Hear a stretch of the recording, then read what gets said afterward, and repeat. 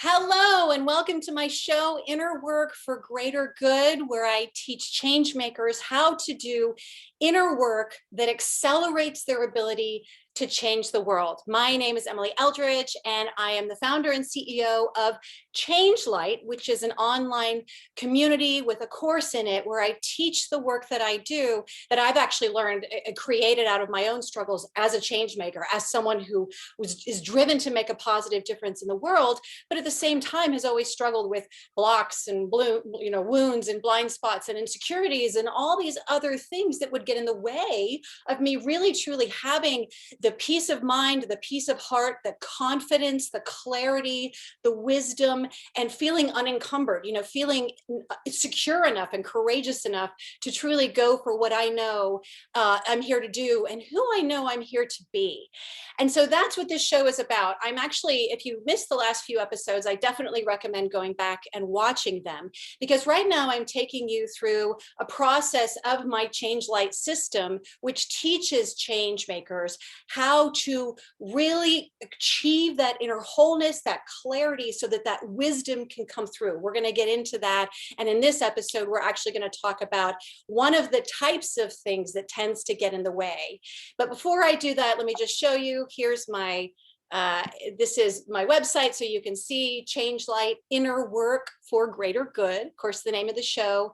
And it's all about making your life as a change maker, as someone who really does want to make a positive difference in the world. This is all about making it easier though from the inside out, so that you can truly have that wisdom and clarity guiding you through your whatever mission it is that you know that you're here to serve. As I mentioned, I also have this online community, and you can see there's the ChangeLight system course. So I've got lots of really good stuff, and I created it as a very safe and supportive place where change makers can do their inner work for greater good. It's not a social media, like you're not doing it on Facebook or any of that, but really a place where we can all come together and connect and feel very safe and supported as we go through this inner work. So with that said, as I mentioned, this is an episode in which I'm going through another part of the ChangeLight system. In the last episode, I talked about your exPowers. And then I also explained that really what we're really going for here is your inner truth. Your truth here is the treasure that we're after, but we've got to deal with some of these other things first. We've got to deal with the exPowers, and it's also about tapping into and bringing forward your inner mPowers, and I defined that in one of my previous episodes, as well as recognizing your inner guiding star that's inside of you, which is that vision that you carry of who you are and who you're here to be. It's like your optimal self.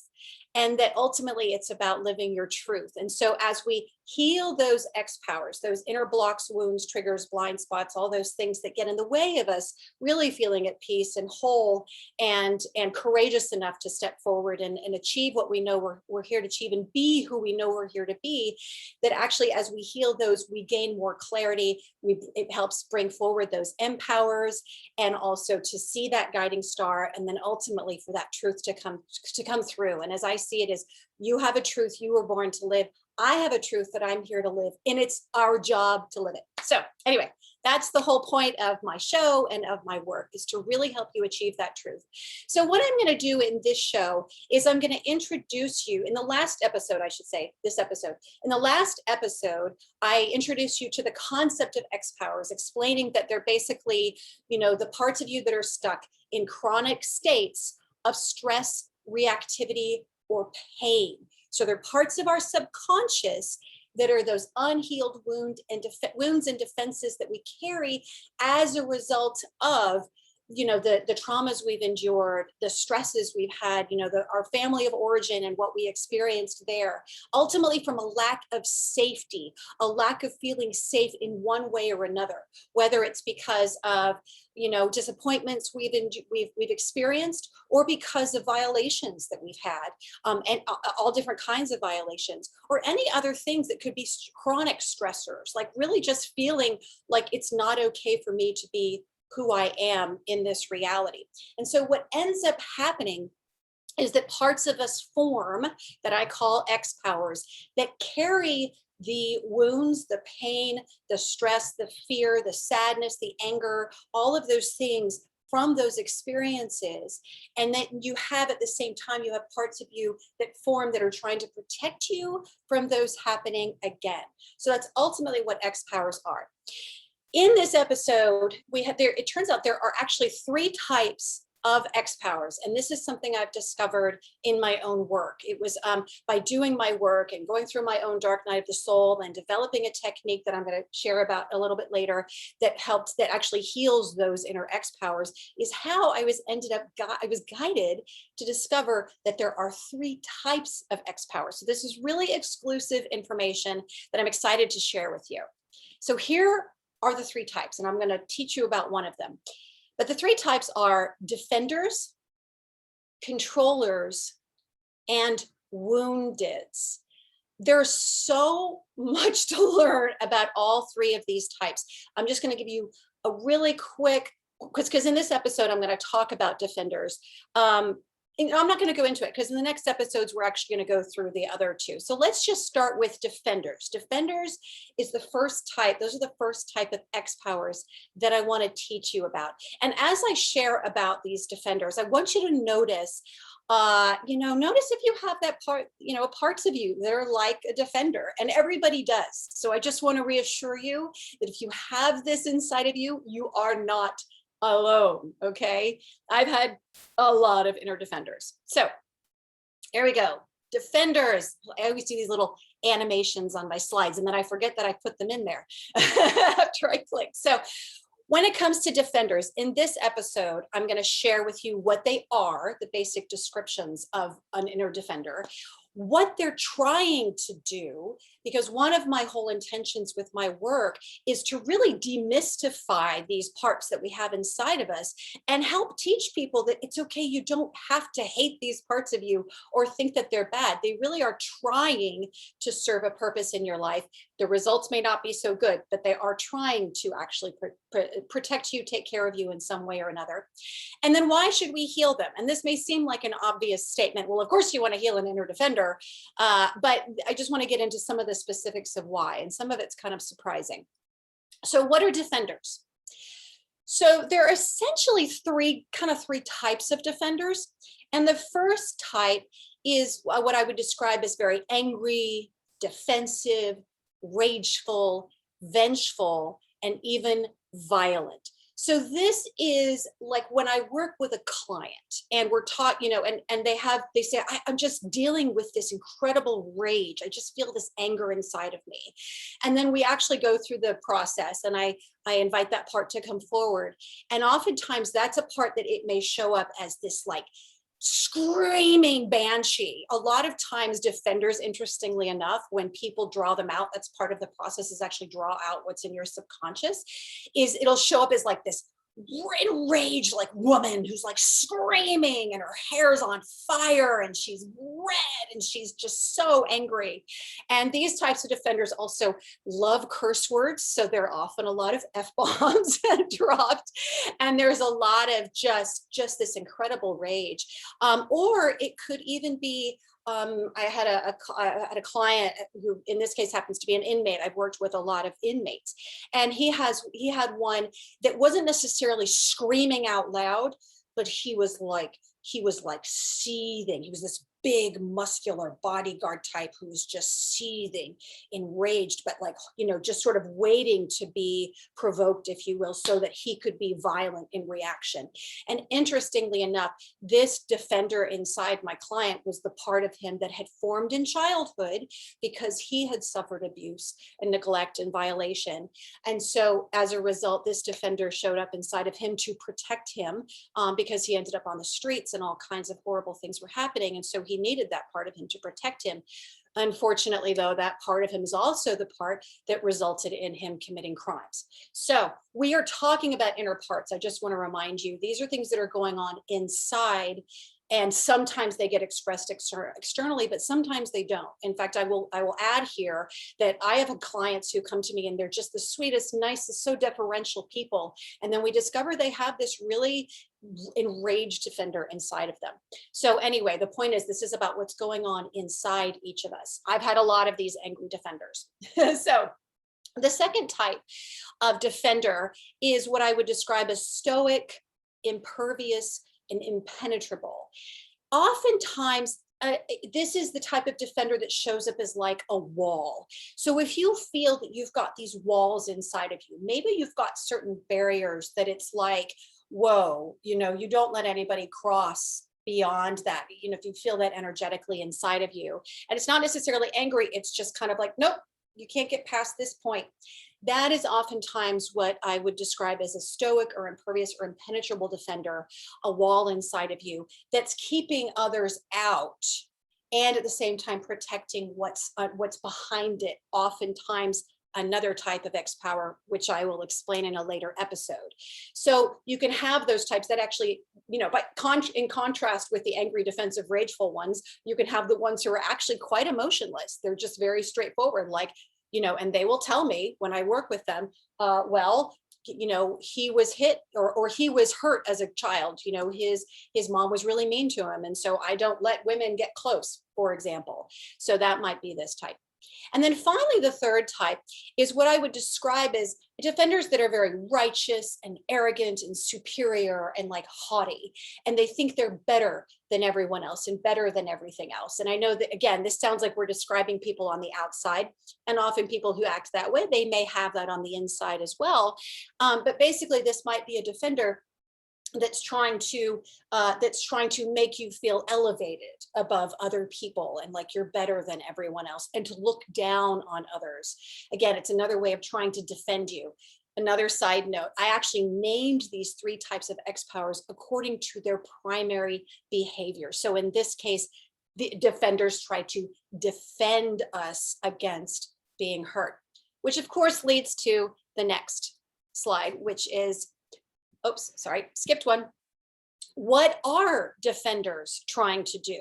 So obviously it's no fun having these parts of us that are very enraged, or that are sort of have erected walls inside of us, or, that are, causing us to behave in ways that we're not really, we don't feel proud of. But here's the truth about exPowers. And there is, oh my gosh, so much to explore with this. But the point is that every exPower is doing its very best to protect us or itself, whatever way it knows. So defenders are the type that are trying to protect us. There's another type of exPower that's trying to protect itself, and we're going to get into that in a later episode. But in this case, the defender is actively trying to protect you against violation or pain.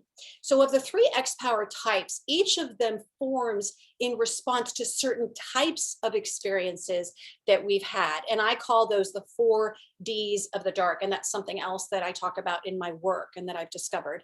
But in this case, defenders are all about, they want to protect you against violation or pain. Why do they want to do that? Because they've seen you violated. They've seen you in pain, and they're like, we are not letting that happen again. I don't want that to happen. And so, as I described with that inmate who was, who's had this really enraged bodyguard type inside of him, who just kept everybody out and feeling intimidated, and it was literally like his bodyguard was almost like a physical but very angry wall, protecting this man, is that he'd been violated. He had suffered terrible pain in his childhood. And so this was a part of him that was like, we are not doing that anymore. So that's one of the big things that defenders do. Defenders also, they're standing up for you and setting your boundaries for you. So a lot of times when we have certain experiences in childhood, as children, we're defenseless in a lot of ways. We're very vulnerable. We're very much at the mercy of the people around us who, are probably saying things that are hurtful or doing things that are hurtful, or in any way or shape or form making us somehow feel unsafe. And there are times when, as children, maybe if we had been able to, we would have set our boundaries, or maybe we tried to set our boundaries, but we couldn't, or we were violated further, what have you. The point is, defenders are the ones that have a sense of our boundaries. And the boundaries, as I describe it, it's sort of like where I end and someone else begins. And so defenders are that part of us that knows and senses, even when we're not conscious of it. This is what I think is so cool, is that even when we're not conscious that a violation that has taken place, that a boundary has been violated, oftentimes a part of us will know and will recognize. And so even if as a child we were being violated in some way, a lot of times, as children, we just had to adapt. We just had to go along with whatever was just to survive in one shape or another. But still in all, that there might be a part of you that turned into a defender that was like, you know what, that was not okay. And it then tries to set your boundaries for you. It wants you to set your boundaries. But since it recognizes that you're not able to do it, or you're not doing it for yourself, it will try to do it for you. So that's one of the things that defenders do. And I'm just going to say one of the things about, like, I had a defender show up once where it was really enraged, it was really angry. And so I took it through my drawing out process, and I drew it out and I worked with it. And it turns out that it was, and it started saying all these things about this particular woman in my life, who I thought, I have a pretty good relationship with her, and it's peaceful and it's amenable and it's fine. And yet this part of me, this defender inside of me was like, this is what she's doing, and you're not paying enough attention to it. You're just letting it slide by. But the reality is it's not okay. So again, that was a defender that was trying to stand up for me and set my boundaries and actually get me to do it for myself. So finally, block feelings of weakness or vulnerability. Defenders are trying to protect us, basically, from those feelings of sadness, vulnerability, inferiority, weakness, anything that doesn't feel strong or empowering. A defender will often is ultimately trying to block those feelings, or at least give us a feeling to try to overcome that. So this a lot of times has to do with like the type of defender that's all about superior, feeling righteous and superior and wanting to feel better than everyone else. Well, think about people like that. And again, I know we're talking about what's going on the inside, but even when you see someone like that who's acting all haughty, like they're better than everyone else, think about it. Are they acting that way, or would they have that part of them that's causing them to act that way if they truly felt secure in themselves? If they truly felt whole and at peace with themselves, would they feel the need to put other people down? So that's a lot of times what defenders are trying to do. They don't want us to feel weak or vulnerable, probably because they've seen that when we feel weak and vulnerable, we get hurt or people take advantage of us. So again, that's what defenders, there's certain defenders that are specifically trying to keep us from feeling that way. Defenders love to make us feel strong and powerful and protected and like we can stand up for ourselves. That is ultimately what defenders are trying to do, and to, again, protect us from getting hurt like we may have been hurt in the past, or protect us from feeling bad feelings that, they don't want us to feel because they're afraid of what could happen, or because they want us to really believe in ourselves and really feel good about ourselves. So why heal your inner defenders? And really, when I ask this question, it's actually a way of saying, well, here's what defenders tend to do. Like, here are some of the problems with having a lot of defenders inside. And actually, I got to share with you one story that's coming to mind that I want to insert here, is to say that when I work with my clients, for example, we never heal any part that person still needs. The only exPowers that I work with within people are the parts that they're struggling with. And the reason why I say that is because I once was in a prison. Well, I've spent a bit of time in prisons, but I was working with some inmates in a prison, and I put up this image of the defender on the screen, and I was talking about, well, here's the issue with defenders, and he goes, but I like that guy. He was great. He just goes, but I like that guy. He's pointing to the picture, but I like that defender. I like that part of me. And I said, well, okay, then great. Then we don't need to heal that part of you. Let's not do that. We're only talking about parts that you're struggling with, that are causing problems for you. And I said, the reality is you're in prison. I mean, you're in a physically and emotionally, generally physically and emotionally unsafe place. So of course you need those parts of you. And actually, just a funny little anecdote. I afterwards, the man whose organization he had invited me to come speak, he actually kind of told me later, he giggled, that they all kind of giggled when this guy said, I like that guy, because they said that the image that I had on the screen, they're like, that's basically him. And he was wearing a big sweatshirt, so I couldn't tell that that's what he looked like. But the point is, they were saying, actually, he looks like a defender too. So anyway, side note, just little anecdotes from my, interesting experiences in prison, or I should say, working with people in prison. So long story shorter. So why should you heal your inner defender? Well, because they make you emotionally reactive. Mind you, all exPowers make us emotionally reactive, okay? They all cause us to react to situations rather than respond. And now when I say respond, I mean like responding with clarity, responding with wisdom, responding with peace. When we're reactive, then it's like something takes us over and we're not the ones in control. Then those exPowers are the ones in control. And one of my big, like agendas with my clients, or, my big missions, is to help people achieve self-mastery. And if we've got these exPowers who are reacting for us, then we're not the ones in charge. And so it's really important to heal those inner defenders. And also because, quite frankly, defenders, I mean, I talked about that other inmate who had that seething bodyguard inside of him. Well, his defender was the part of him that had caused him to commit all these crimes. And he said so. He's like, this is the part of me that caused me to be in prison, in and out of prison, for 35 years. Now, I know a lot of us on this call haven't been in prison before, and maybe we don't have these violent tendencies. But the point is, that's an extreme example of what defenders can cause us to do, is they can cause us to be reactive against situations, and therefore not really seeing things as clearly, in other words, reacting in a situation when it really doesn't call for that kind of reaction, when really we're not under threat. And it's okay to kind of relax and trust.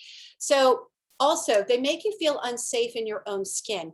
I've had defenders that have, carried so much rage that it was like, oh my God, it was so overwhelming. And then it caused me to feel enraged, which was really uncomfortable, but it also caused me to have reactions. And so then I ended up reacting in certain ways that I didn't like. And so I'd try to, sort of control that defender. But the point is I ended up not trusting myself to respond appropriately in certain situations, because I kept having that reactive part of me. So I felt unsafe, unsettled in my own skin. And that's the other thing about exPowers too, is that they fragment us.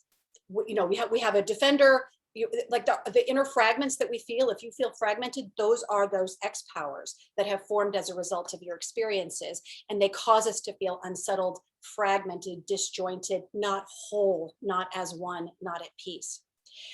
Also, they cause you to deny your own feelings and others. Remember, I talked about how there are certain kinds of defenders who are all about denying the fact that we feel weak or scared or vulnerable. When in reality, if we could actually just honor those feelings, that might be a great source of peace for us, or it might bring forward some great wisdom for us. And so the thing is that if we're denying our own feelings, then we're perpetuating that disjointedness. We're perpetuating that lack of peace inside. When we turn towards those feelings, and this is a lot of what my work is about, is to turn towards the feelings and discovering that actually what you're seeking may be, whatever wisdom you're seeking, or clarity or wholeness, may actually be through honoring those feelings and those exPowers inside of you. And then in terms of denying others' feelings, being dismissive, sort of telling somebody stop crying, or causing others to not feel safe around you because you're trying not to feel your stuff because you've got defenders inside of you who are trying to protect you from those feelings, can cause us to behave that way with others. And then they are like the inner walls that prevent us from connecting with others. And that's another thing too. I've had so many clients who say, I've really struggled to, be in a healthy relationship, but I find that as soon as I start to get involved, I get really, I get very, like, I sort of put up a wall. And it's like, even if I'm in love with this person, and even if I think intellectually and know intellectually that I can feel safe with this person, I still can feel that there is a wall that they can't get past. Well, that wall exists for a reason, as we quickly discover, because at some point or another, they were hurt. They were violated. They felt unsafe. That any number of things could have happened that caused that person to be like, you know what, I don't feel safe with other people, or I don't feel safe with these types of people.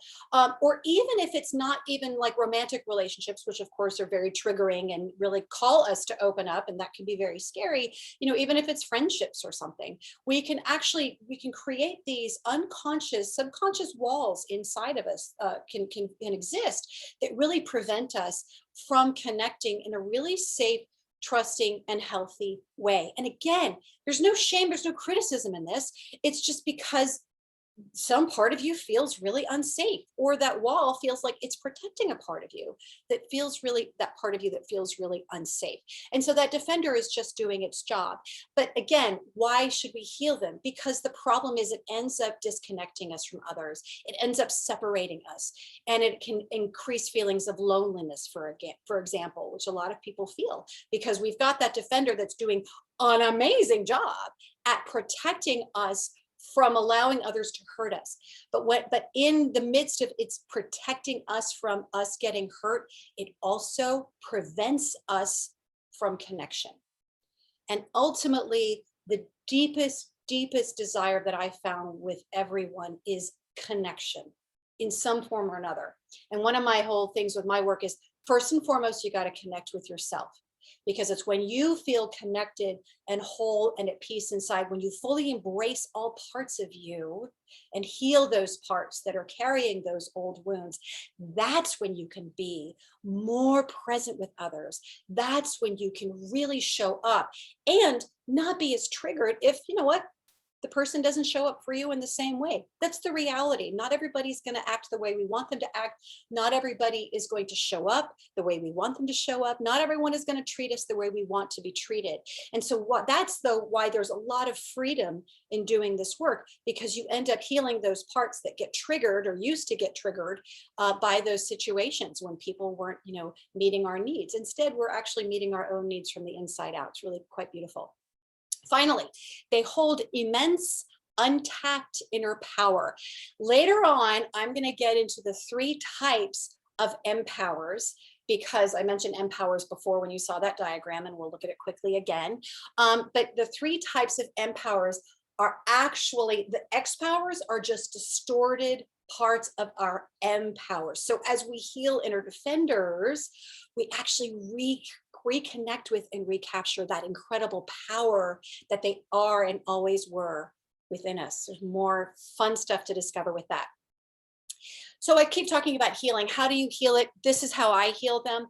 I do a process that I created called the drawing out process. It directly accesses those exPowers inside of you and transforms them out of struggle back into your strengths, back into your true powers that you always had before they got distorted by your life experiences. And it's all about then healing those parts so that you feel more whole and empowered to live your truth and to change the world in whatever way is called to you. So the way I do that with people is by drawing out their exPowers so that they can more quickly and painlessly heal them. It's quite a cool process, because it's like it bypasses that analytical left brain. We go straight to what's going on, straight to the root of the struggles, so that we can heal them and heal those triggers, heal those blocks, heal those wounds, heal those defenses, all those things that really are so troublesome in life, that make it hard for us to really show up in our fullness, in our full beauty, and our full power. So back to this diagram. We've got your exPowers, which I've been talking about. And as I said, your exPowers are just distorted parts of your empowers. Your guiding star is that vision that you carry inside of who you are here to be, of your optimal self. And ultimately, we are all about your truth. That's the whole point, that it's about revealing the truth that is already inside of you. So that's my intention with sharing this information about defenders and saying, okay, here's a type of struggle that you may have inside of you. Again, we all have this stuff, but just to demystify that, so you go, oh, okay, I see. And to really learn to have compassion for these parts of you, because it really is, they've been through what you've been through, and they've reacted to experiences that you've had. And really, they're just doing their best, as I said, to protect you or another part of you, whatever way they know. So with that said, I just want to make sure you know, I mentioned the course, I mentioned the community, and I've got this launch special. I literally just launched it. And so for a limited time, I would love to have you join us in the community. It's $100 off. Just go to community.changelight.world and join us. It's all about having a safe, supportive space where you can do this inner work to accelerate your ability to change the world in whatever wonderful ways call to you. So thank you so much. And I'm so happy to have had you. And sorry about that, I got distracted by something. Thank you so much. I'm so happy to have had you. I hope this has been helpful for you. And so this was defenders, but next we're going to get into the other two types, controllers and wounded. So lots to discover there. And I look forward to seeing you again.